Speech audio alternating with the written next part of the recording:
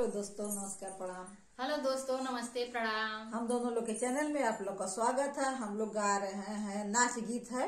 आप लोग सुनिएगा, कैसा लग रहा है जरूर बताइएगा और सपोर्ट करिए। हम लोग का सपोर्ट करेंगे तो आप लोग वीडियो नहीं देखेंगे, नहीं सपोर्ट करिएगा, मत करिएगा। हम लोग का वीडियो मत देखिएगा, बस सुन लीजिएगा। गंजी का गला छोट रजा पैरा की ना हो, गंजी